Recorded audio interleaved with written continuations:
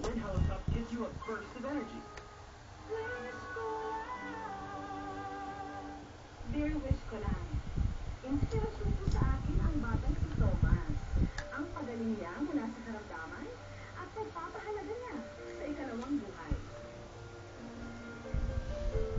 Ang propisyon ni Dr. Riquete ang nagbukas ng pinto sa buhay ng maraming tao.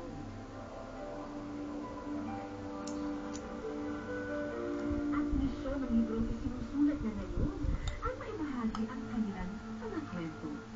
Ako talaga may collection ako ng mga pictures na... Sabi daw ni Queenie kay Kuya ano daw, surpresahin daw nila si Jerome. Yung Jerome yung anak niya din. Surpresahin daw nila ng ganyan na wish ko lang. Sabi ni Queenie? Oo. Pero ang pumuhaw raw sa kanyang puso, isang natatanging bata. Isa doon si Tam Alano, dahil napakaganda ng istorya niya. Ano yung kinakain mo, Brent? Siya na nag-try. Lollipop. Kita niya lalo sa mga teacher niya. Sarap? Totoo. Pinatanungan ni Budik meron na daw latest na video. Sabi ko wala pa.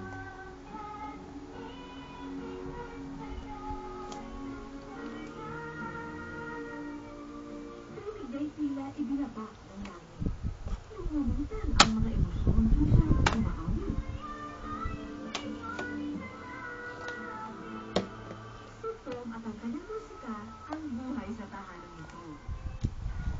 Pag nalulungkot din lang po nagpapasaya sa akin, para po sa akin, importante po para sa akin yung music.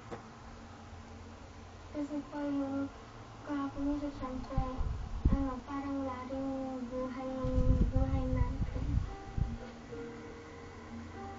Si Tom na marahil ang anak na nanaiso ng